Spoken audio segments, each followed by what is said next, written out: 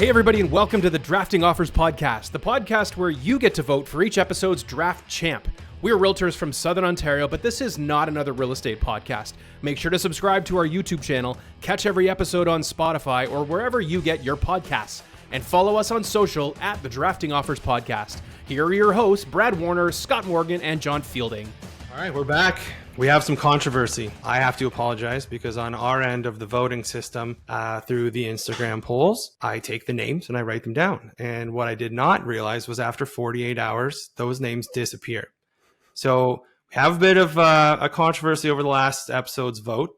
Two teams were within one vote of each other. The breakdown of this is that I only missed the first day of voting, which is a lot of votes. One team had 10, one team had 9. And because we don't count duplicate votes, we don't know of the remaining votes who duplicated. So that's between Brad and I, who were one vote apart. And unfortunately, we're kind of sewering John here in the sense that we wanted this to be on air and have John choose either who he thinks won or maybe divulge a method as to how we should choose a winner, because no one wants to win under false because of my mistake. But so what I'll do is I'm going to read out to John and hello everyone. Hi Brad. Hi John. How are you guys? Read the teams and read the picks, and I'll give you my opinion. We're putting John on the spot here. Yeah. John's. I need a refresher. I need to be reminded of the teams. Okay. I know neither of them were. Neither of the winners, by the way, were me. Neither of the ones that are even close are me. So that's why I'm now the one who gets to do this fun little job. So you guys did not want to do this. You wanted to work this out over text message. We were just going to post a poll of the Yeah. two teams and let people in one day vote, and I think that actually was a great idea. And then Brad said, "No, we need to sewer our friend John." This is anxiety, John. Crippling anxiety in the last John. few days. So it was between team 2 and team 3. Team 2, and this is for best specialty room draft. So team 2 was billiards, games room, a bar, a golf simulator, a music room, and a 50 Shades playroom. Now, team 3 was a home gym, an office, a home sauna, a dressing room, and a sunroom. Okay. Can I make a plea, or is that allowed? Do you guys want to state a case? Do you guys let me state it. Yeah, you know what? I think this is good. I think Judge John. We got Judge John here. He's gonna make. Yeah. All right. Start it off, Brad. You sell me on your picks. I'm not gonna make this personal attack or anything like that, or I'm not gonna make this long. I'm just gonna say, I know that Scott wrote billiards, and I think he put games room in brackets, and that was never drafted. He drafted billiards room. The games room was not part of it when he drafted it. If you go back and look at the tapes are going to be on my side. And then secondary, this is not my mess up. This is a Scott mess up, and make him eat it. That's it. Okay. So plus he has more crowns than both of us. Next witness. Next to the stand is me. Brad, you're right. It was my error. What people didn't see was the text message thread where I said, why don't we just say Brad is the winner? Because I don't want to win under these pretenses. And you wanted this moment. I think you wanted to put that over me. I think you didn't like that games room was put in with the billiards room. But if you actually heard after I drafted billiards room, I said a billiards games room. You could have brought that up at any time. You have decided to do that now, which I think is a little tacky, and I think is just showing some character. But who am I to say? I think, I'm just throwing on audio here. I think we have both two good teams. I think that my team was not worthy of winning. I think I made an error, and I said you should win. If you want to win under those pretenses, you're more than welcome to. All right. Well, both good cases. I don't give a crap about anything you guys just said. I'm just going to pick the team that was closest to my picks, and between Scott and Brad's team. Brad and I had more common picks, so I'm going to go with Brad. For that reason alone. Honorable choice, John. So, honorable choice. I'm more than fine with it going that way. My only thought with that, John, is you chose the team that was most like the worst selected or worst voted on team. So you chose the next worst, is what you're saying, as the winner. Worst. But that's okay. That's okay. Yes. You know what? This is justice for Scott bullying us on the podcast every time we record. This is justice for him being mean to us. It's not justice. It's more like vengeance. Really. Vengeance. It's Yeah. not Yeah. justice. Justice is like he's getting what he's getting the. Oh, true. No, this is vengeance. This is just us getting back at him. we're getting back. 'Cause he's Retribution. he's sure. That's Whatever the one. word. Yeah. But he was due for, some way that we were going to get back at him because he's been pretty mean lately. And that's a lot of the commenters are saying that.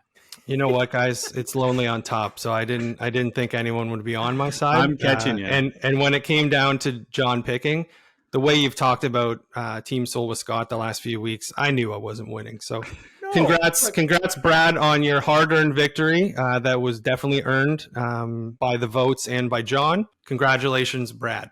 Okay. On your win. I'm feeling okay about today's draft. Do you want to say the draft for today before we get into, market talk? It's almost Thanksgiving. I think we're a couple days away. So this is things that we are thankful for at our house. Yeah. Real estate adjacent, but things it's very loose. So this could go a little crazy. And knowing Brad, this probably will go a little crazy. So he's thankful for some odd things, I think. But yeah, We all have a couple odd things in our houses, though. I mean, right?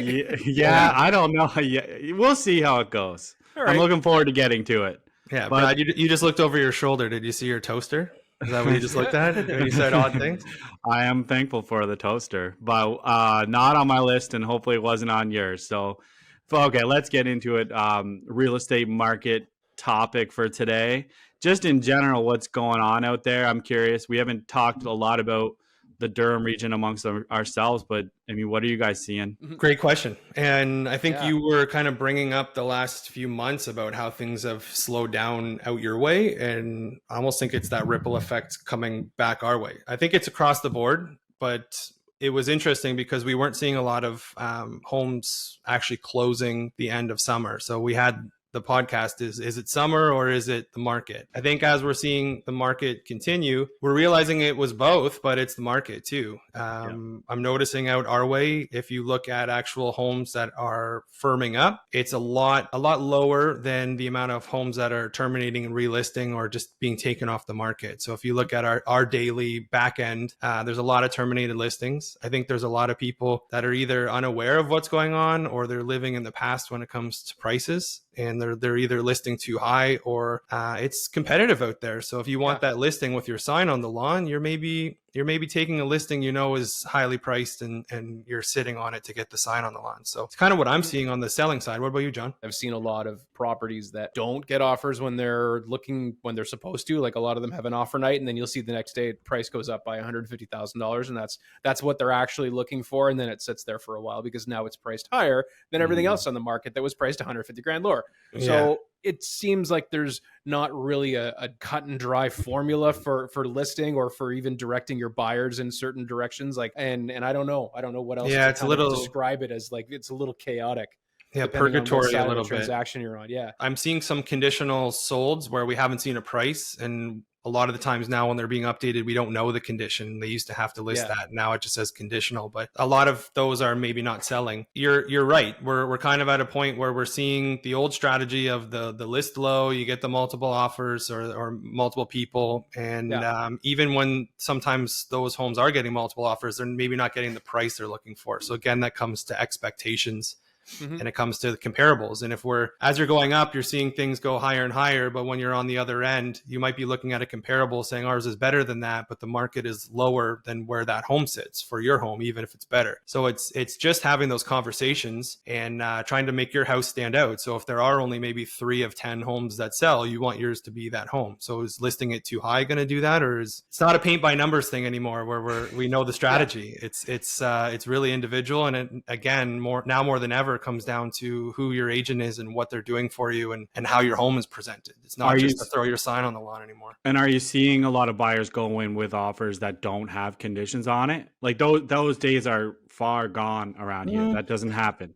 So you're saying you're getting like basically 90 to 100% of the time conditional offers. Yeah, anything over 500,000 is going to be an offer with conditions in it for sure. The lower end stuff, maybe no conditions, but because it's a little bit more competitive. But yeah, anything mid-tier and up, you're going to have conditions, and you're going to see a lot of condition of sales too on properties with escape clauses, obviously. Like there's conditions, like my clients just accepted offers with a 10-day conditional period, of financing and home inspection. Those days are back. I've seen a lot of finance conditions on the lower end properties, or the lower. So it's kind of the opposite of what you're seeing, because I'm seeing the finance conditions, kind of like 600 and down rather than 500 and up. And I think it's more because there's less financially secure buyers in that price range. And some of the people that are going for the $1.5 million properties in the area here are not as concerned. Like, they know they've got the equity, they've got the assets,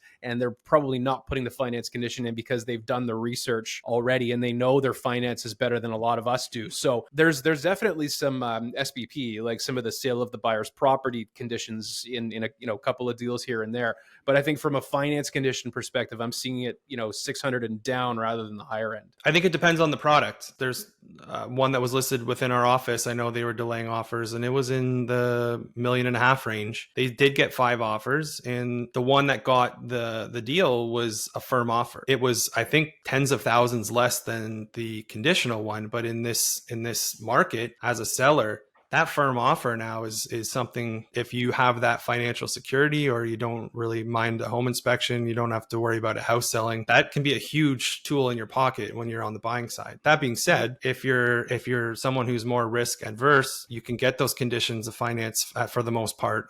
If it's a home that's been sitting, or maybe it's a home that there's many times now where I'm having buyers reaching out going, what's the deal with this one? And you're going, well, it's 150,000 too high. That's where it becomes a sticky situation of, am I having that conversation with the agent to kind of say, what are you doing? Or where's your expectations? And is it just a matter, we're now waiting, we're going to wait out for this home to realize what we already know? Or do you offend them by throwing them that really lowball offer, which is probably about where it's going to sell, and it could be lower than that if they wait? It's just such a weird time. We see, as far as withholding offers, listing really low and withholding offers, most of the time that you see that in our area, it's always done by an agent that's out of town listing in our area.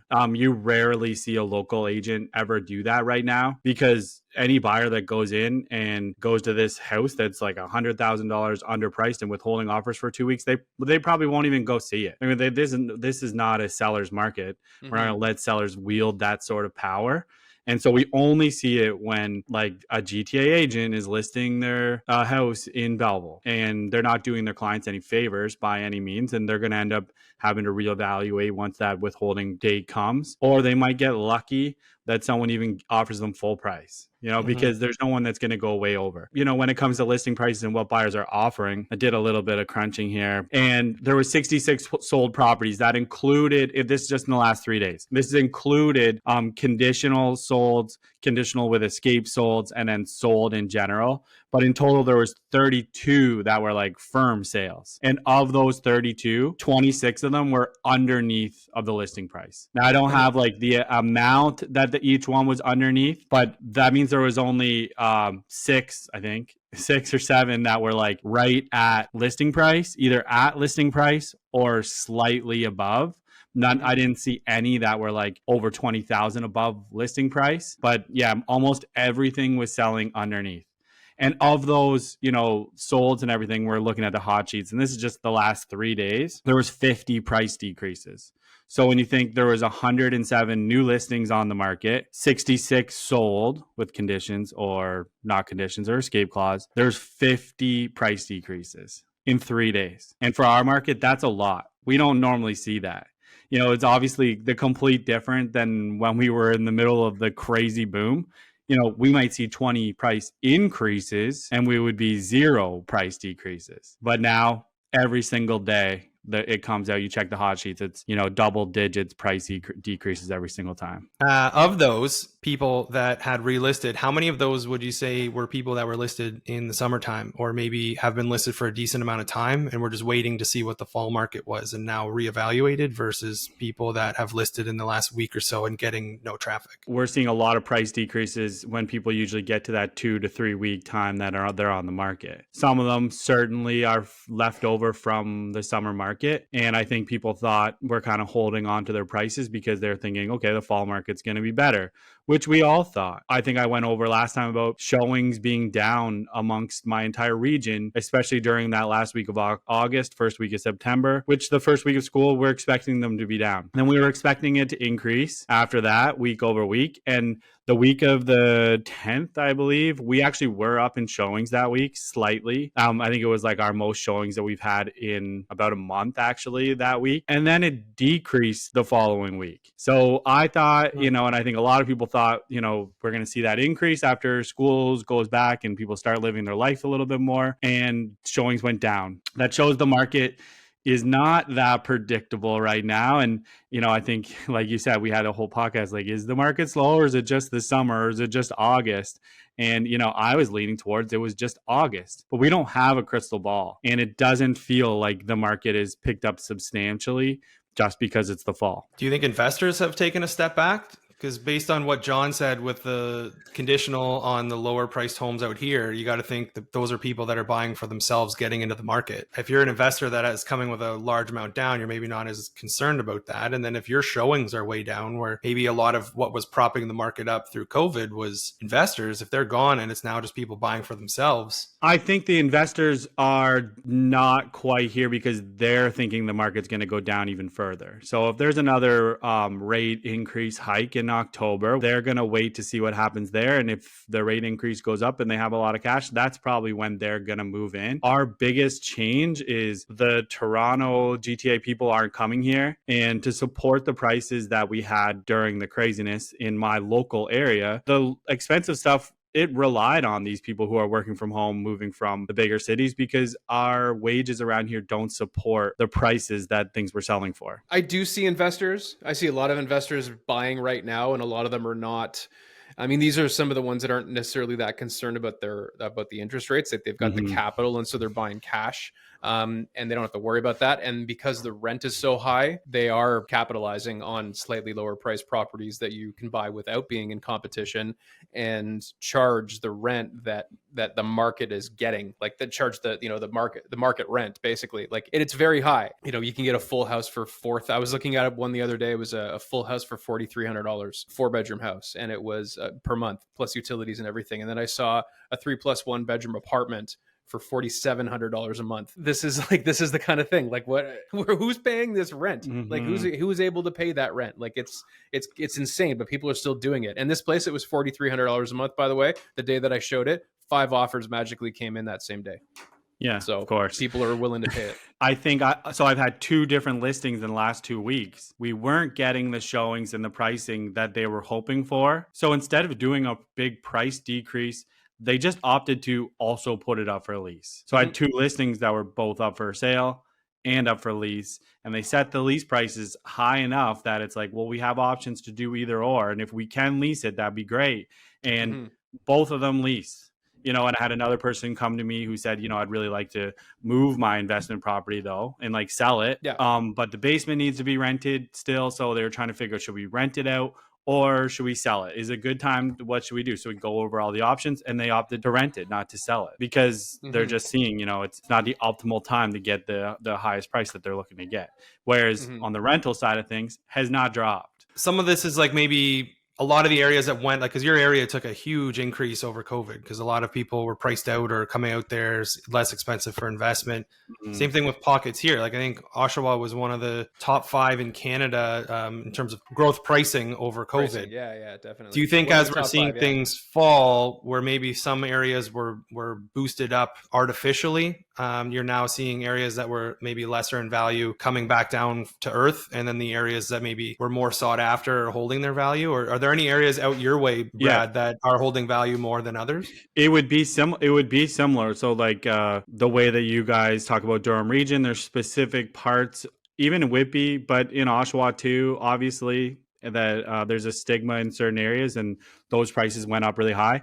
it's not different here. East End Belleville is where a lot of locals live and a desirable area to live. And the prices in East End Belleville did not go up in percentage the same way that the prices closer to the 401 went up. Not to mention what happened in like Trenton during the craziness. Trenton prices were higher than Belleville prices, which never happens. We're back to more normal now, and like the more desirable areas to live in our city are still higher prices, but those less desirable areas, they're the ones that have really fallen off for sure. These ones that are artificially inflated, like some of them are a little bit closer to you and some of them are a little bit north. Like I know that a lot of cottage country, Aurelia, you know, the Simcoe kind of area, like those areas north of here, those ones went up crazy. And now it's sort of like, well, what's the appeal? Like what's Aurelia's appeal? Not that it's a beautiful city. Like, don't get me wrong. It's just like, what's the appeal? What's going to bring people up there? When is it the low prices? Well, no, the prices are high. Why are people going to stay there? Like what's going to get people to stay in Aurelia? Well, there's not that much going on there, but it's not, I'm not picking on Aurelia specifically. I'm just using Aurelia as an example. Sounds like you're hammering home on Aurelia there. I need to get Brad John,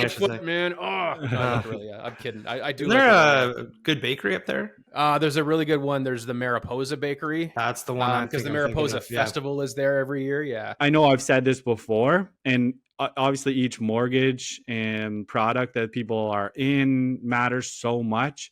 But if you're selling your house and go and buying something, you have to just do it in the exact same market. I feel like I say that every single time, but it is so important because when you're going to go and purchase that house, you're going to purchase it for a lot more than you could have purchased it for last year. But yeah, of course, your house is going to sell for a lot less than it did last year. But it could just mean, and I've talked about this before, I give this an analogy all the time, the accordion. Like we're compressing a lot more. So it might actually be advantageous. I have a few people that are looking to make a move up. And if you can get into a house that's now like less of a gap and you're able to get in, sure, your payments are going to be higher. You're getting in at the worst time. It's just going to get better. Your mortgage is going to be less that you're taking on. And your rate is going to be higher. But if you're locked in and you can refinance or you can renew after a couple of years, it just gets better. So it's actually advantageous. The big question is always, a lot of these people are looking for a specific home. So what are you guys doing when people are saying, hey, we don't want to sell first, even though that might be the smartest move right now because we know what we have to work with, and then the market is our oyster at this time. What are you saying to those people? Are you telling them, let's do it and we just got to make sure we have a long closing? No,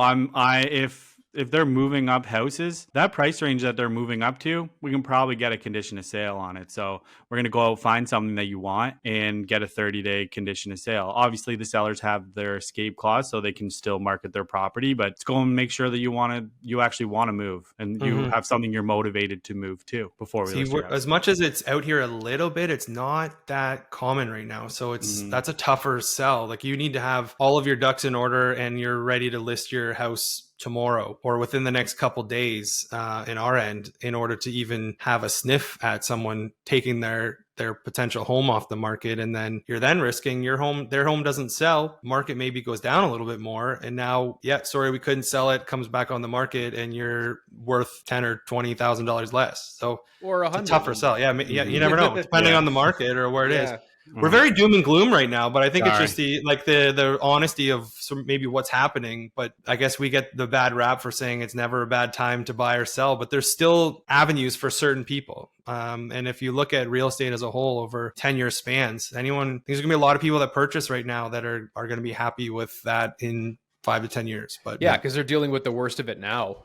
As opposed to dealing with the worst of it when they absolutely have to sell because something happened in their life forcing them to sell and they were forced to purchase at a really awful time. And then, and maybe your interest rate is high right now. And of course it will eventually come down, but like, it just takes a long time to get to that point. So there's a lot of people, and that's why it pays to hire a realtor, despite the fact that you might think it's a terrible time. It actually might not be a bad time because of information that we kind of know based on our experience that we're going to now educate you on. So, well, and I think there's going to be realtors out there that there's 80 to 90,000 of us out there now. So there's going to be people that want that deal that are going, yep, good time right now. Let's buy. But if you got a 2-3 year plan, it's probably not the best time. Like get someone who's honest and actually cares about you and your situation and your business, as opposed to that transactional person that just wants a deal and to move on and you'll never speak to them again. So without getting too far into their personal lives, like you don't want to get into something like you don't want to try to make decisions for your client based on what you think they want. Like if they want something, then you're going to go and you're going to help them find it, and just explain to them, you do understand that getting into this type of property under this type of agreement makes, A, B, C, D. These are all things you have to look out for. Are you prepared to deal with that? Yes. Okay. Well, then fine. Well, I'm thankful that we're all great realtors and honest people, but I'm even more excited to talk about the things I'm thankful for in my house. So are you guys ready to draft? I'm ready for it. Yeah. I don't know what to expect in any way. This is going to be, I think, an odd one, but I'm excited to, one, see what happens, and two, get the feedback, because we seem to be getting feedback right away from people, and it's funny to hear. But Wheel of Names. I've added more of our names, so there's more little slots, so it's maybe more exciting for the viewers. This is what we do for you viewers. It's so exciting. We're in it for you. I didn't want this. It's me. I gotta choose the order here. All right. Jeez. His all looked a little bit bigger than ours. You noticed that too? Did you notice that? I don't know. I think we're gonna have to go to the video. Can you bring it up again? Can you bring it up? Yeah, sure. I'll bring it up again. This is getting ridiculous. I really have to know how to write my own name, let alone code a website that I've never heard of. Look at them all. They're all the same. I don't know. Maybe the yellows just stand out. Jeez. Maybe it's a color thing. Maybe that's what it is. Yeah. Are you seeing this right now? Can you see it, or I gotta No, share I it don't see again? it. I don't see Okay, anything. sorry. No, I pulled it back up. It's okay. I believe you. Yeah, the fix is in. I really want to choose the order. I don't. I don't want Just to pick choose the yourself order. first, and we'll just fall. No, I'm don't going know. third. Brad should go first. Yeah, okay. Brad, you go definitely first. go first. Oh my god. Don, you chose the order. I don't mind. You chose who won last week, so you might as well choose the order, right? I'll go. All right. First pick overall. Brad Warner in the things that we are thankful for in our house draft. Brad, thank Sorry, in our Things- property. Things we are thankful for at our house. you. At our house. We had in our this home. discussion. In our home. At our home. Okay. So for the viewers out there, we had a little powwow before this started, and Brad changed it within 7 seconds of us starting. So things we're thankful for Yeah. So I walked around my house. at our house. So I At guess our if you walk outside and it's touching the house, I guess if it's in the yard, there might be some vetoes. Let's just say that. Yeah, we'll figure it out. Yeah, so I walked around my house trying to figure out what I was most thankful for. I don't even know what you guys have on your list. Our list could be so different, but I'm going to go with my smart thermostat in my house. Love it. Yeah. I like that I can connect to it on my phone and change it in the middle of the night if I need to. I like that my wife likes to mess around with it a little bit, but I just love that I can just be anywhere and fix my change my thermostat. Save your bills, and Yeah. Let me ask you: did you add that since you've been living there, or was it there when you moved in?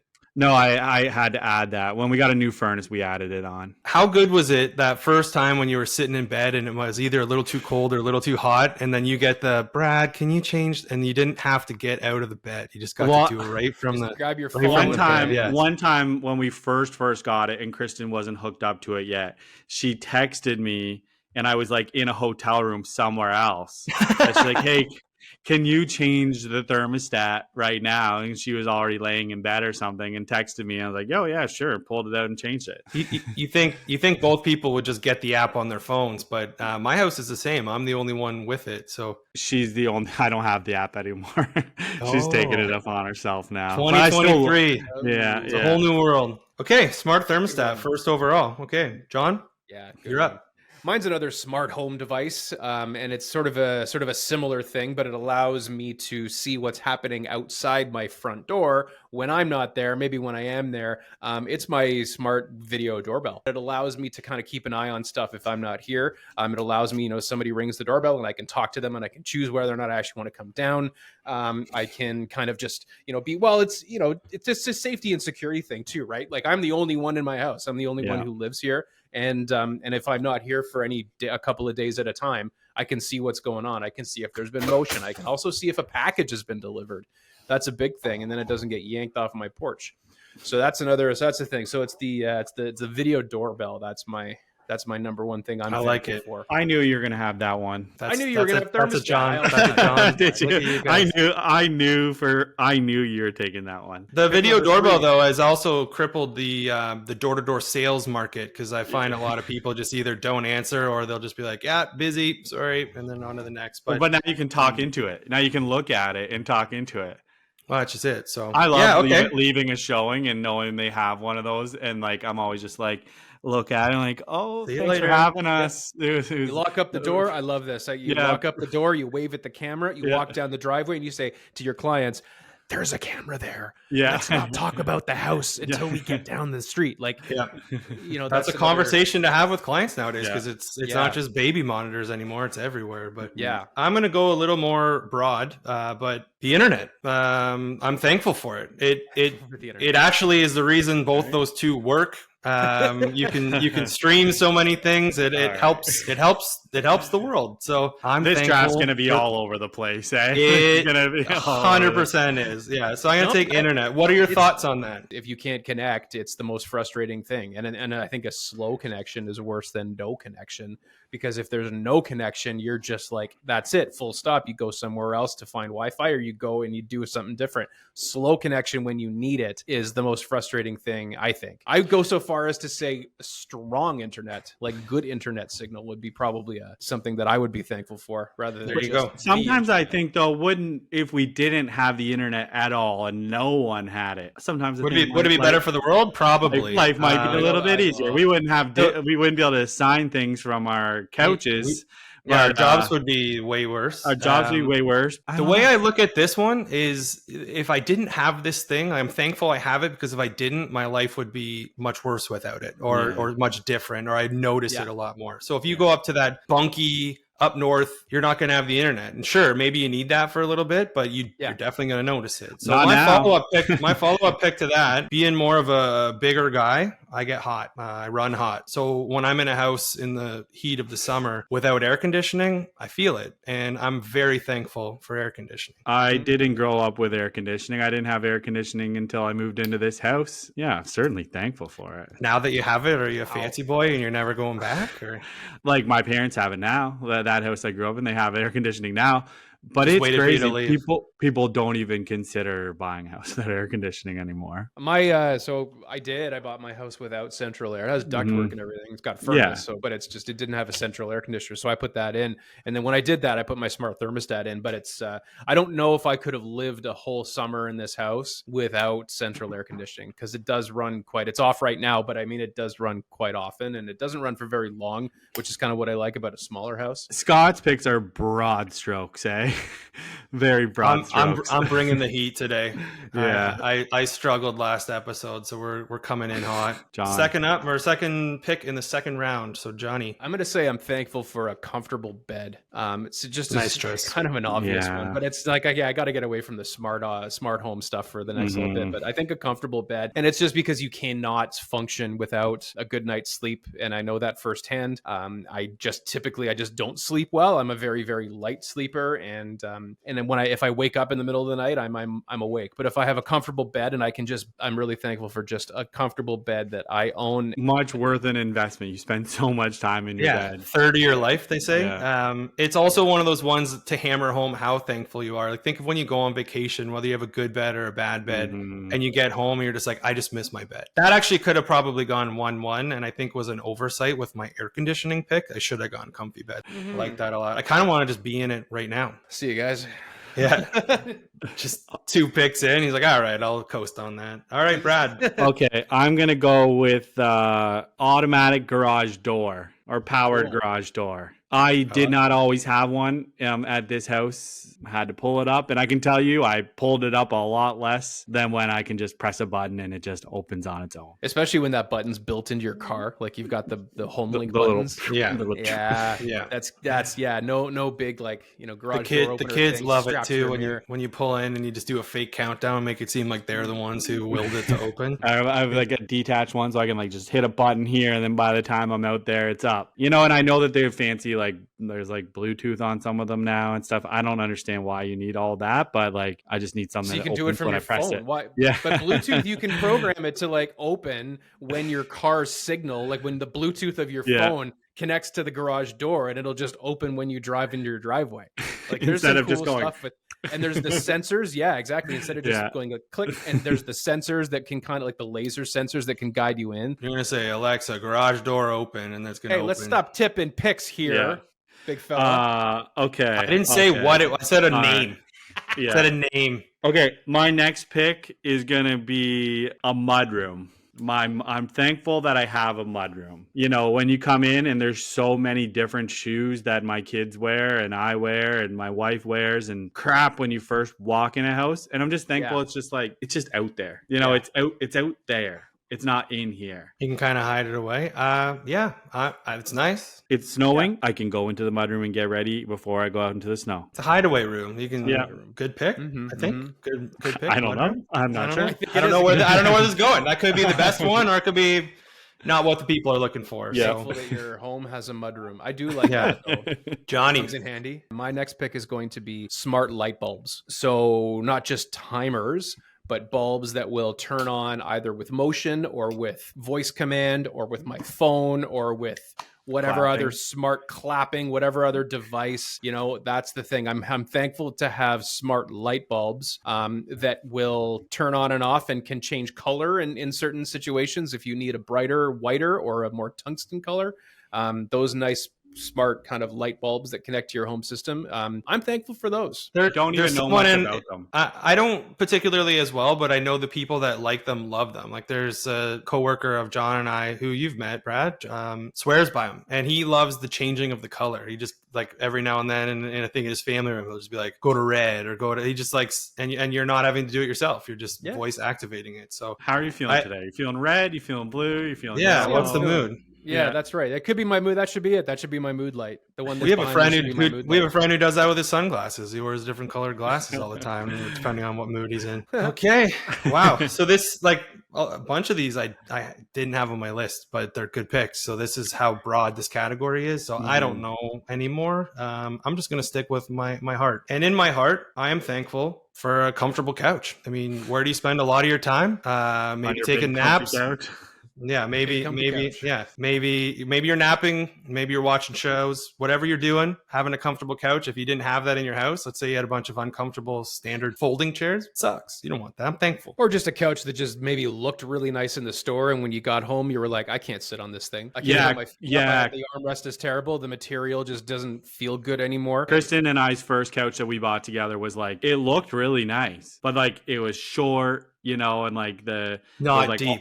everything Yeah. was squared off and everything. Like it looked really nice in our living room, but it was like, you know, I like it coming up like barely, not even halfway up my back when I'm sitting there. It's I like okay. when you buy something online. It's the too. same as a bed. Like you want a comfortable bed, you want a comfortable couch, and Yeah. there's Yeah. just some out there that are trash. So if you're gonna sit there and hate, the other thing is a lot of times you're sitting on couches in the store. They've been sat on so much that they're broken in. So you get that couch and you're all of a sudden sitting all propped up, going, "This isn't how I want to unwind." Yeah. I did not sit there have and any of your picks on my list. Like there's been no No picks way. taken off my list. This is hilarious. We're gonna have a huge draft room floor, yeah, I think. yeah. All right. So I got to follow that up. I mean, those are three haymakers, I think. I think. I'm going to take garage access from your house. We had our first place that when we were taking the garbage out, we had to walk around to go through our garage and bring out in the middle of winter your garbage and recycling. The moment we roughed in and put in a door, it was a game changer. So now having that, I love it. So you can enter from your garage, you can enter from the house to the garage, and it makes winters way better. Brad's not Your sold. Brad's like, I'm not sold on that. I mean, I guess I think of it. I have a detached garage, not an attached garage, and I like that it's over there. And like in the winters, not to sound like You like trekking through the snow before bed when you're like, not oh, shoot. too. I don't want to sound too like I have the most boring life in the world, but I like to work on golf clubs and like refurbish golf clubs in the winter. And I do that in my garage, and like it makes noise. And I like to go out there and I can make noise and it's not part of my house. So I don't know. I kind of like having the detached garage. But what does that have to do with a door to the garage or not? You just like a detached garage. Oh, I thought you meant like a door straight from your house to your garage. Yeah. I think that's what he does. That's what he did. Yeah. Because That is attached. You isn't can it? get to the garage without going outside. yeah. So I'm talking about that versus when your house has the garage attached to your house, but you don't have access to it from your house. You have to walk around to get to it. I'm not talking detached garage it's apples and oranges. Yeah. In my opinion, if you like a detached garage, you like a detached garage. I'm talking about where we live in suburbia. Most of the time, when you have a garage, it's attached to your house in some fashion. True, so when true, you go true. into a place and you can't access the garage without going, sometimes you can't even see it during showings. No, I know what you mean now. I still think you're not a huge fan of the pick, but I don't care, Brad. We're talking don't care. garages. All right. No, it's fine. I think the Shop talk. the garage door is probably more important, which I think is going to bury that pick. Go ahead. Who's next? John. I got to follow that. Yeah. I'm thankful for a good, strong shower head. It's because I mean, hey, look, man. if any of us have ever watched an episode of Seinfeld, one of their more recent episodes or newer episodes is where they put low flow shower heads in the building where Jerry and everybody lives. Jerry and Kramer and Newman, their building, and they went to go find this guy who sells like black market shower heads, and the one that they bought was for elephants, and it just pushed him right back. But I'm thinking, you know what? No, I like that because you just blast it. It's like a power hose for your car. Like when you take it to one of those places with a compressor and you just, you power hose your car. That's what I want to do to myself and be done with it. So I'm thankful for a good, strong shower head with high water pressure. So is it more the shower head you want to illustrate, or is it just good water pressure? Because I think it's the shower head because, I mean, the water pressure in general, I mean, I don't really care if my water pressure in my kitchen sink is great. It's more the shower for washing me top to bottom. That's what I want. Okay, fair. So it's going to be the strong shower head. I think that's more accurate. Do you like the shower heads that like you can take off? And I never use it. I have one, but I never use it. I've never taken it off the thing ever. Yeah, I love it. Like, we have it's a 2-piece, so we have the one rain one and then the one handheld, so you can do both or you can do one or the other, and it's the best for like you're still showering yourself but you can wash your hair a little closer. And I think I said this a couple episodes ago, but if not, my wife had no idea they both worked at the same time. We've been in this house for a long time until she was in the bathroom and I had them both going and she's like, how'd you do that? And I was like, you turn the nozzle and boom, there you are. So that was a funny one. Hope you're listening to this, Jess. Love you. Strong shower head. Okay. 4th round, second pick. So man. Brad, you got 2 in a row to close it out for yourself. This is my 4th and my 5th pick, and nothing I've written down is off the board. Okay, I'm gonna go with the ice maker on the fridge. Oh, when yeah. you can just get the ice right away, just put your glass up to it, hold it against it. You got ice in your glass instead of having to take out the trays and break them and flip them and put them back in and fill them up. That you eliminate all that. And I love ice in my drink. So You're a big ice guy. oh yeah, who's not a big everyone? You like that? loves ice. You're a glass. I'm not a big ice guy. I I'm drink not either, but bubbly with ice all the time. I think that would be a good topic to pop on the poll, is like ice or not, because the people that like ice love it, and then the people that don't are like, it's too cold on my teeth, I think. Oh, But you like getting a glass and having that ice rattling around. I You're like into having that. it around. Oh, 100%. Probably from all those Brian Gingies you made in university, maybe. Don't. That must have been you. I think you're confusing myself with yourself. So I was not into that kind of stuff. Okay. Straight edge.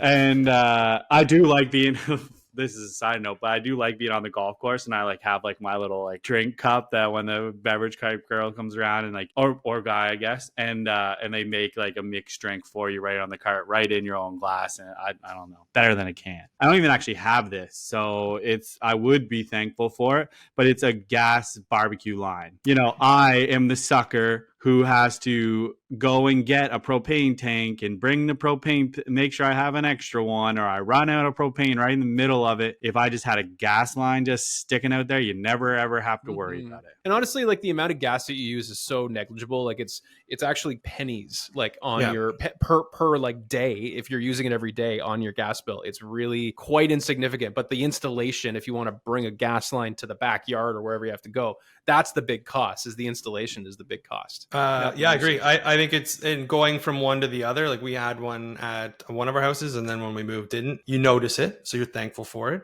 I have to say, I only had one of your things, Brad, on my list. So I feel we could do this draft again with all new ones and easily do it 2 or 3 more times and still. Yeah, we could probably do 5 more rounds. I think so. Yeah, this could be a 10-rounder easy.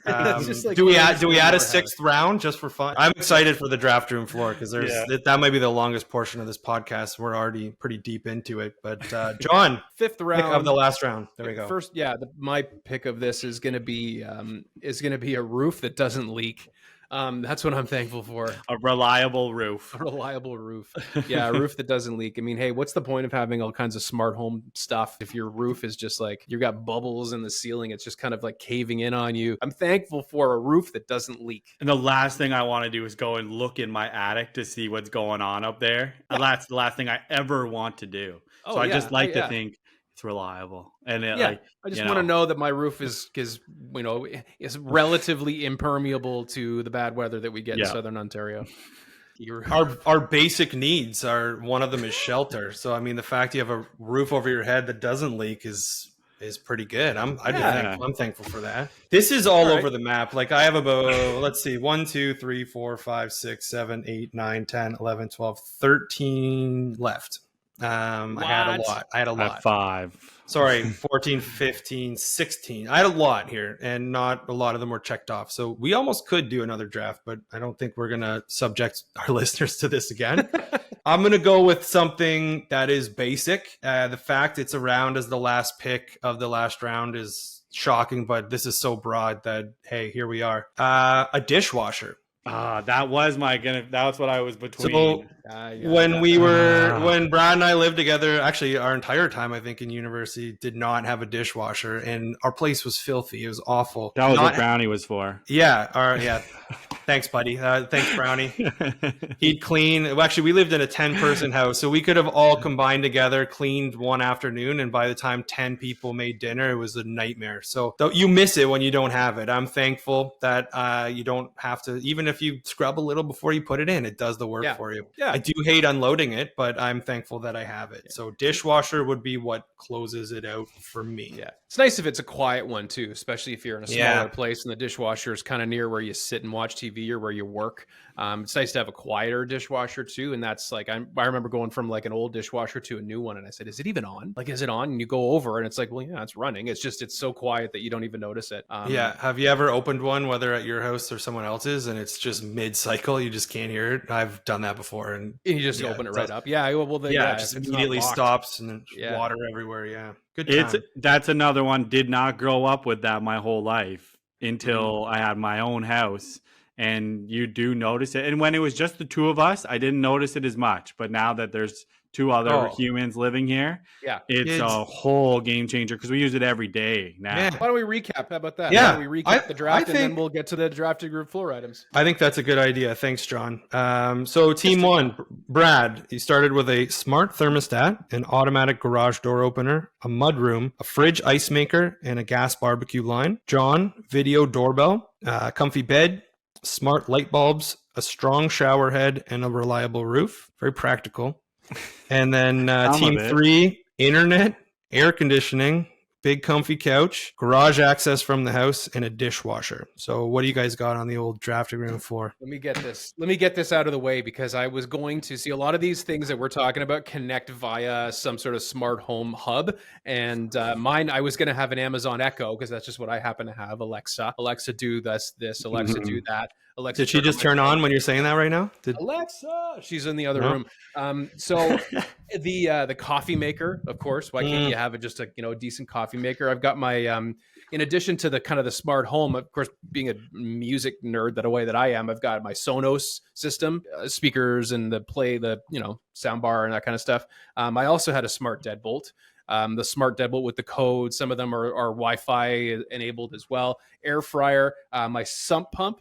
When you live in a certain area and you have a high water table, you got I have a sump pump. My sump pump is running every time it rains, it seems. I like to have some wall space to hang my art and other people's art. Good set of knives, cast iron skillet, motion sensors, a soundproof room for me to go and scream, and possibly a power outlet on the kitchen island. You ever see an island with a power outlet? Yeah. That's We should have done a couple of these. Yeah, that's kind of one of the most underrated things in a kitchen is having a power outlet on the island. So why builders weren't adding that in makes no sense to me. Like, especially if there's only the one. There's only the one usually for the dishwasher, and that's hidden. You're not accessing that. But you're right. But we really could have banged this into at least 2 drafts. Like, we could have narrowed down. We're not just naming things in our house. Like, these are things that we are thankful for as humans who live in properties. But Brad, let's see what's on the rest. You got a million of them. So, well, no, I don't have that many, but like the sump pump, when you mentioned that, I'm like, I had it in my mind as like a backup generator. That would be something you would be extremely thankful for when you need it, especially like a rural property. Like, they're a must have. I had fenced in yard. I had light dimmers, which you kind of stole, so I moved away from it because you kind of took it ish. I mean, I was just thinking of like literally just moving it up or down. This one's a little bit funny, but I had the timer on my microwave. Not my microwave, but the timer on it. The timer. Some of those.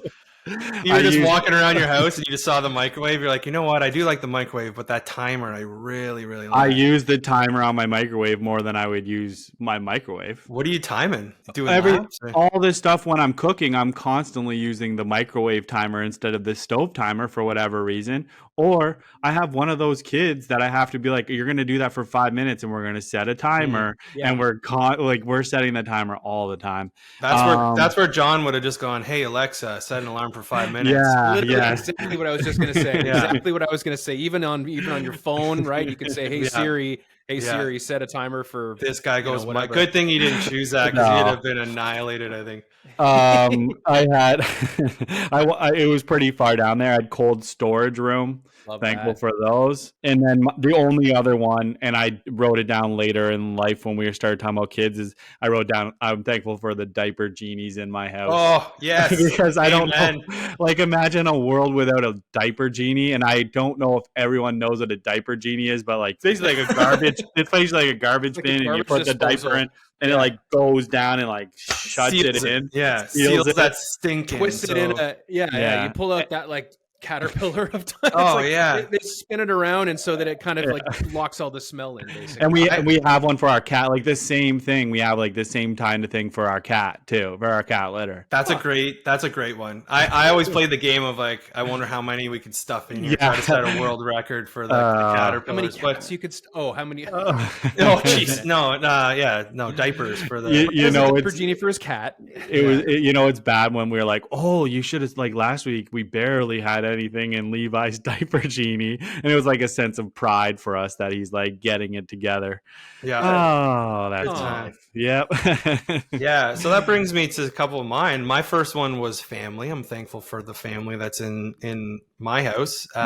My next one was, I'm thankful for that hour when my entire family is gone to bed and it's just me and I get to do whatever I want for that hour. I like that hour. I'm thankful for having an ensuite bathroom like we didn't at our last place. So when we got it in this one, it's like, I don't think I could ever go back. Walk-in closet. It's nice. Hides your closet, a little more space. Heat. Having that furnace. I worked at the gas company as my summer job, so we would be getting a lot of no heat situations middle of winter, and those are emergencies. So I really appreciate and not just that, but like ductwork heat, like your central air and central heat, because those baseboards can really eat up your heating bill, electricity bill, hydro bill. Ceiling fans. We're a 365 a year family with the ceiling fan on. I just love that noise. Heated floors in the bathroom. It sounds spoiled, but it's like when you walk into a showing and you feel it's kind of nice. It is spoiled, sure. Very spoiled. And then gas fireplace, barbecue, side-by-side parking. When you have the tandem and then you go to side-by-side where you're not having to juggle cars at night, that's a nice touch too. So yeah, pretty practical stuff. I think good a lot of neighbors. I'd be thankful for good neighbors. And I know that wasn't in the house, but I think if you have good neighbors, it's something to be extremely thankful for too. Yeah, completely agree. I mean, we had the bad neighbors draft, so having good neighbors, we wouldn't have had a draft if everyone was a good neighbor. So lots to be thankful for. And Thanksgiving's this weekend. It's coming out 2 days before Thanksgiving. So happy Thanksgiving, everybody. Happy Canadian Thanksgiving. And also thank you for, thanks for indulging us, all our American friends and family, because you celebrate Thanksgiving a little later than we do. You can just listen to that in the third week of November and everything will make sense. Yeah. Okay. Yeah. And just thank you for listening. This has been a lot of fun. I think this is episode 11 for us. We're having a good time. We thought this would just be a bit of a joke, but it's nice that we can do it, and we're getting comments from people that are our loyal listeners and enjoying it. So we're going to keep doing it as long as you keep liking it. So thank you. Yes, that's it. Thank you, everybody. Cheers, guys. See you next Bye. time. You've been listening to the Drafting Offers Podcast. Don't forget to follow us on Instagram at the Drafting Offers Podcast and vote for this week's draft champ. That's also how you can get directly in touch with us if you have any questions about this week's show. Subscribe to our YouTube channel and catch every episode on Spotify. We hope you enjoyed this episode, and we can't wait for you to join us again for another episode of the Drafting Offers Podcast.